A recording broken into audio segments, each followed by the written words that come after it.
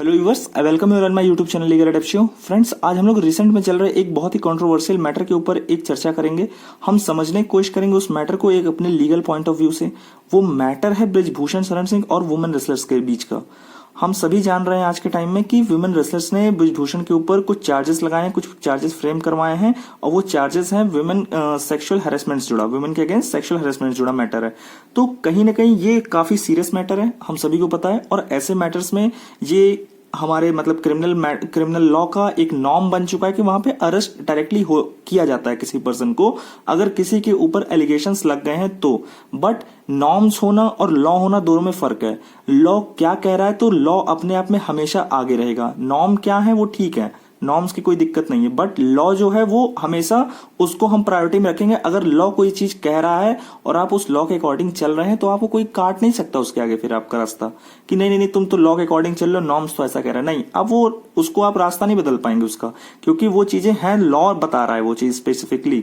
तो हम कुछ ऐसे मैटर देखने की कोशिश करेंगे कि जहां पे उन लॉज का फायदा उठा के अभी ब्रिजभूषण को अरेस्ट नहीं किया जा सका है। तो वो कुछ लूप होल्स आप कह लीजिए, या हमारे लॉ खुद ऐसी व्यवस्था कर रहा है, या आप जो समझना चाहिए वो समझिए। यहां मेरा कोई अपना कोई पर्सनल ओपिनियन नहीं है, मैं सिर्फ आपको तथ्य बताऊंगा और लॉ क्या कह रहा है उन पॉइंट्स पे वो बताऊंगा। आगे आपको उस तथ्य को समझने के बाद जैसा आपको ठीक लगे आप वैसा अपने माइंड में वो चीजों को लेके समझ सकते हैं, अपने माइंड में कोई भी चीज बना सकते हैं। इसमें मेरा कुछ नहीं होने वाला, ना तो मेरी कोई इसमें पॉइंट ऑफ व्यू है, ना मेरा कोई इस पे ओपिनियन है।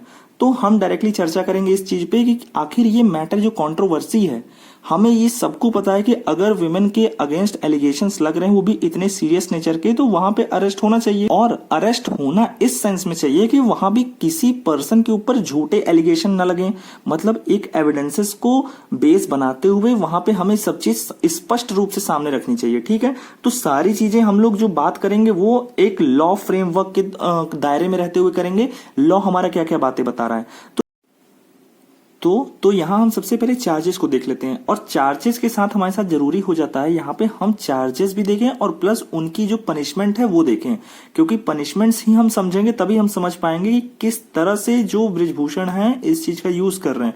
अगर आपको सेक्शन के बारे में नॉलेज नहीं है, कोई मतलब नहीं, कोई परेशान होने की बात नहीं है। आप जो ये स्टार्टिंग जो सेक्शंस हैं 354, 354A और D, ये सारे सेक्शंस मैंने कवर किए। आप जाके मेरी प्लेलिस्ट में आईपीसी की देख सकते हैं, और सीआरपीसी की प्लेलिस्ट में भी जो सेक्शंस अभी आगे आएंगे उनको भी मैंने कवर किया, काफी डिटेल्ड तरीके से कवर किया है। वहां पे आपको इनका जो है काफी अच्छा ओवरव्यू मिलेगा और काफी डिटेल्ड नॉलेज मिलेगी। तो इन्फॉर्मेशन के साथ आप पहले वहां जाइए, उनको समझिए और फिर डायरेक्टली यहाँ पे आइए। अगर वहां आप नहीं भी गए हैं तो भी यहाँ पे ये मैटर आप सुनिए, आपको क्लियरली समझ में आ जाएगा, क्योंकि यहाँ बस हमें पनिशमेंट देखनी है। उसके बाद आप इन मैटर्स में जाके देख सकते हैं कि इन मैटर्स में होता क्या क्या है, ऐसे कौन से अपराध हैं ये, तो आप उनको समझने के लिए बाद में आप प्लेलिस्ट को देख सकते हैं जाके। तो ऑफेंसेस देखते हैं कि ये कौन कौन से चार्जेस क्या है और उनकी पनिशमेंट क्या है। सबसे पहला 354 आईपीसी का, जहां पे आउटरेजिंग द मॉडेस्टी है, किसी वुमेन की मॉडेस्टी को आउटरेज करना जहां बताया जा रहा है। और इसकी पनिशमेंट है मिनिमम, अगर ये ऑफेंस किसी ने कर दिया तो उसकी मिनिमम मतलब 1 साल से कम तो सजा होनी ही नहीं है, जो बढ़ के 5 साल तक हो सकती है। दूसरा है 354A जो सेक्सुअल हैरेसमेंट है, जिसकी सजा है 3 साल तक की, या फाइन या बोथ। अगला है 354D आईपीसी का, जो है स्टॉकिंग की जो सजा है वो 3 साल तक की है, या अगर आपने दोबारा कोई किया, जैसे फर्स्ट टाइम अगर आप कर रहे हैं तो आपको 3 साल तक की सजा है, बट आप उसको दोबारा कर रहे हैं वही ऑफेंस स्टॉकिंग का, तो आपको वहां 5 साल तक की सजा मिल जाएगी। ये चीजें हैं। दूसरा है पॉक्सो एक्ट, जो एक धारा ब्रिजभूषण के ऊपर एक माइनर ने लगाया है, वो पॉक्सो एक्ट का सेक्शन नंबर 10 उनके ऊपर लगा है। तो ये ऑफेंस है एग्रेवेटेड सेक्सुअल असॉल्ट का, जिसकी मिनिमम सजा 5 ईयर है और जाके बढ़ के ज्यादा से ज्यादा 7 साल तक हो सकती है। मतलब 5 साल तो मिलेगी ही मिलेगी, बट 7 साल से ऊपर नहीं जाएगी। यहां पे ध्यान देने वाली बात यह है कि आप जब पूरे ऑफेंसेस देखेंगे किसी में भी 7 साल के ऊपर की सजा नहीं है। लास्ट जो ऑफेंस दिख रहा है हमें ये पॉक्सो एक्ट वाला, यहीं पे 7 साल तक की है, 7 साल से ऊपर नहीं है कि मतलब 7 साल तक रहेगी आपकी सजा, उससे ऊपर नहीं दी जाएगी। तो ये चीजें हमें समझना है, तो यही आगे जो है हमें समझने में हेल्पफुल रहेगा। जब हम बात करते हैं एग्रेवेटेड सेक्सुअल असॉल्ट का, इसका मतलब ये है कि देखिए सबसे पहले तो सेक्शन 9 का प्रोविजन है और काफी डिटेल सेक्शन है पॉक्सो एक्ट का। पॉक्सो एक्ट लाने के पर्पस यही था कि हम बच्चों को सेक्सुअल एक्टिविटी से, सेक्सुअल एक्ट से, किसी तरह के जो ऑफेंस हो रहे हैं उनके अगेंस्ट, उनसे उनको प्रोटेक्शन प्रोवाइड करें। तो इसमें आप अगर इनसे जुड़ा मैटर्स जुड़ा अगर आपको समझना हो तो ऐसा समझिए कि इसमें एक दो प्रोविजन ऐसे भी हैं जहां पे बताया गया है कि अगर कोई पब्लिक सर्वेंट रहते दौरान उस टाइम अगर कोई ऐसा एक्ट करता है जो किसी भी बच्चे के अगेंस्ट है, कोई सेक्सुअल असॉल्ट आप कर रहे हैं अपने पब्लिक सर्वेंट बने रहने के दौरान, तो आप यहां चले जाएंगे। दूसरा, अगर आपकी स्थिति ऐसी कि आपके ऊपर कोई विश्वास कर रहा है, आप विश्वसनीय स्थिति में बने हुए हैं किसी पर्सन के लिए, ठीक है, तो उस दौरान आप उस विश्वास में बने रहते दौरान आपने उनके साथ कुछ ऐसा किया जो सेक्सुअल असॉल्ट जैसा ऑफेंस क्रिएट कर रहा हो, तो भी आप यहाँ पे कवर हो जाएंगे। तो ये सारी चीजें रहेंगे। अब इसके बाद हम देखने की कोशिश करते हैं वो क्या प्रोविजन है जिनसे बचाव मिल जा रहा है, अभी तक अरेस्ट नहीं हो पा रहे हैं, तो ये समझने की कोशिश करते हैं। बात आ रही है सीआरपीसी की। सीआरपीसी में हम लोग दो प्रोविजन देखेंगे, सेक्शन नंबर 41 और 41A, दोनों को मैंने कवर किया है। आप वहां जाके चेक, प्लेलिस्ट में जाइए, आप आराम से उसको पूरा डिटेल लेक्चर है बढ़िया, और उसको आप चेक करिए क्या क्या प्रोविजन है, वो काफी डिटेल तरीके से मैंने उसमें कवर किया है।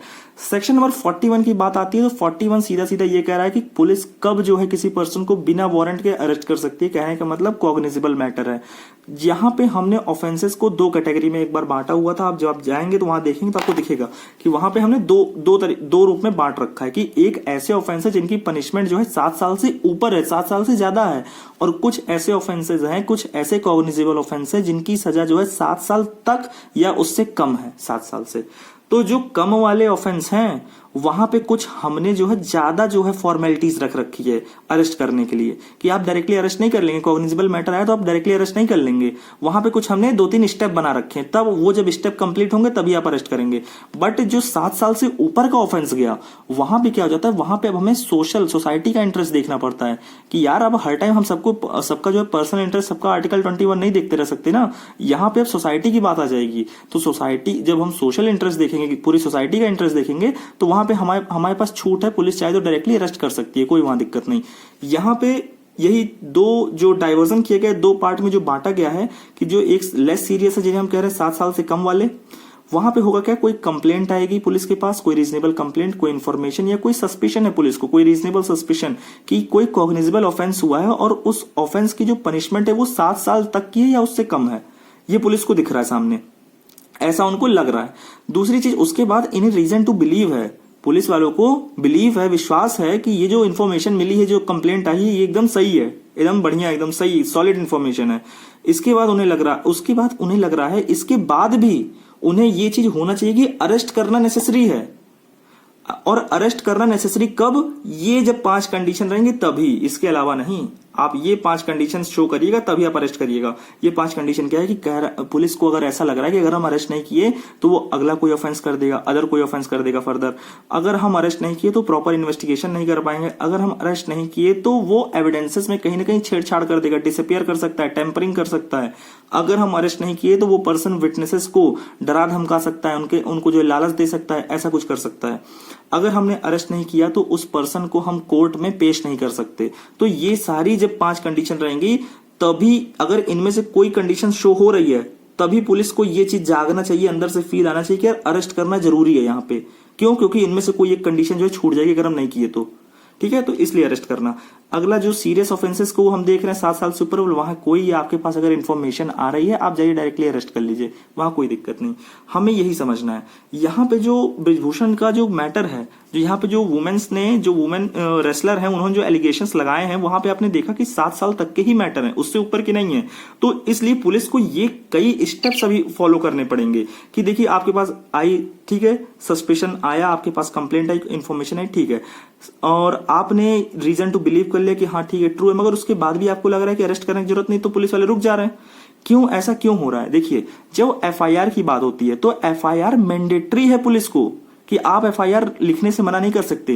ललिता कुमारी केस में पुलिस को बाउंड किया जा रहा है, मैंडेटरी किया जा रहा है कि आप जो है एफआईआर लिखिए, वहां आप अपना दिमाग मत चलाइए कि कॉग्निजेबल मैटर है कि नॉन कॉग्निजेबल मैटर है, कैसा है, वो अरेस्ट करने लायक है कि नहीं। अगर आपको चेक कर रहा है तो आप 6-7 दिन ले लीजिए, इतने दिन लेके आप चेक कर लीजिए कि मैटर कॉग्निजेबल है कि नॉन कॉग्निजेबल। बट आप ये नहीं कह सकते कि हम एफआईआर नहीं दर्ज करेंगे। आपको एफआईआर दर्ज करनी पड़ेगी। ठीक है, तो ये चीजें एफआईआर के लिए तो स्पेसिफिकली एकदम स्पेशली जो है कोर्ट चिल्ला चिल्ला के बार बार बोल रही है, इसीलिए सुप्रीम कोर्ट सामने आके बोल रहा है कि जाइए एफआईआर दर्ज करिए। इसीलिए सुप्रीम कोर्ट के कहने पे जो एफआईआर भी दर्ज हो रही है।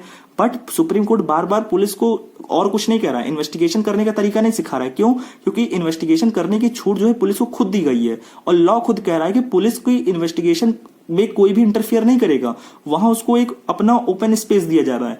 क्यों? अगर हर जगह उन पे हम रोक टोक लगाएंगे तो वहां पे वो अपना काम ढंग से नहीं कर पाएंगे। क्या जब कोर्ट अपना काम करती है उनके बीच में कोई आता है? नहीं आता। तो इसीलिए हर विभाग को जिसकी जो कुछ ड्यूटी है उसको कहीं ना कहीं छूट देना जरूरी है, तो वो छूट दी गई है। तो इस सेंस में हमारा लॉ भी यही चीज कह रहा है, सीआरपीसी भी यही कह रहा है कि इन्वेस्टिगेटिंग ऑफिसर का ये डिस्क्रिशन होगा कि अरेस्ट करना है कि नहीं करना है। भले उनके पास मैटर आ गया 7 साल तक का या उससे ऊपर का, ये उसके बाद भी इनका डिस्क्रिशन बना रहेगा। वो उनका विवेक होगा, उनका डिसीजन होगा कि अरेस्ट करें कि ना करें। उसके बाद भी उन्हें लग रहा है कि यार यहाँ पे अरेस्ट करने की जरूरत नहीं है, तो 41A जो सेक्शन है वहां पे आप नोटिस देके छोड़ दीजिए। और यही बातें तो 2 केस भी कह रहे हैं, यही बातें अरनेश कुमार और सत्येंद्र अंतिल के केस में कहा जा रहा है। उनके केस में यही कहा जा रहा है कि ठीक है, आप देखिए थोड़ा ध्यान रखिएगा बस ऑफेंसेस का, कि आप तो एक 7 साल वाले मैटर हैं और एक 7 साल से ऊपर वाले मैटर है, एक 7 साल तक या उससे नीचे। तो ऐसे मैटर में आप थोड़ा सतर्क रहिएगा, क्योंकि यहां पे पर्सन की इंडिविजुअलिटी के लिबर्टी का मैटर आ जाता है। तो यहां पे आपको करना क्या है, तो यहां आप कोशिश करिए कि अगर अरेस्ट की जरूरत नहीं दिख रही तो आप वहां पे उनको नोटिस देके छोड़ दीजिए। और नोटिस जैसे ही दे देंगे तो वहां पे आप देखिए कि वो नोटिस के जो कंडीशंस है उनको अगर फुलफिल कर रहा है, उनके साथ आप नोटिस देंगे तो कुछ कंडीशंस भी लगाएंगे कि आपको आना है, हमारे साथ कोऑपरेट करना है, जब जब बुलाएंगे आते रहेगा।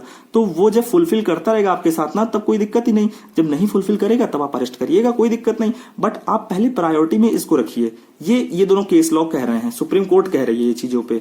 उसके बाद जो 7 साल के ऊपर वाले मैटर है वहां सुप्रीम कोर्ट थोड़ा ढिलाई बरत रही है, कह रही है कि आप कर लीजिए अरेस्ट, कोई दिक्कत नहीं है। तो यही जो प्रोविजंस निकल के आ रहे हैं, तभी तो ये चीजें हो रही कि ब्रिजभूषण को डायरेक्टली अरेस्ट नहीं किया जा रहा, क्योंकि सारे मैटर तो 7 साल के तक वाले हैं, ऊपर तो है ही नहीं, 7 साल या उससे नीचे वाले हैं। तो इसीलिए अभी जो पुलिस या ये कह लीजिए मिसयूज हो रहा है प्रोविजन का या जो भी हो रहा है वो तो हमें दिख रहा है। इसीलिए मैंने कहा कि मैं आपके सामने तथ्य रखूंगा, ये आपका डिसीजन है, आप ये तय करिए कि क्या हो रहा है सोसाइटी में। मैं आपको बस लॉ बता रहा हूं। तो हो सकता है लॉ का मिसयूज हो रहा हो सकता है लॉ को उसी तरह इंप्लीमेंट किया जा रहा हो, तो जो भी है अब आप ये आपके ऊपर डिसीजन है कि ये 7 साल तक का मैटर है, पुलिस अपना काम कर रही है कि नहीं कर रही सही तरीके से, उनको उनके साथ जैसा लॉ कह रहा है वो उसी अकॉर्डिंग चल रहे हैं, या जो हमारा जो लीगल नॉर्म है क्रिमिनल मैटर्स में क्या वो उसको फॉलो कर रहे हैं, क्या वो उसको फॉलो नहीं कर रहे हैं, क्या वो इलीगल तरीके से काम करें। अब ये सारी चीजें आपका डिसीजन है, आप अपने माइंड में सोच समझ के डिसीजन ले सकते हैं। तो आज के लेक्चर में जो हमने एक समझा, जो पूरा एक लीगल कनेक्शन जो हमने समझा इस मैटर में जो बच रहे हैं ब्रिजभूषण, तो वो लगभग इतना ही है। आगे के लिए आप जुड़े रहिए चैनल के साथ और सब्सक्राइब करिए, लाइक करिए। Thank you for watching the video.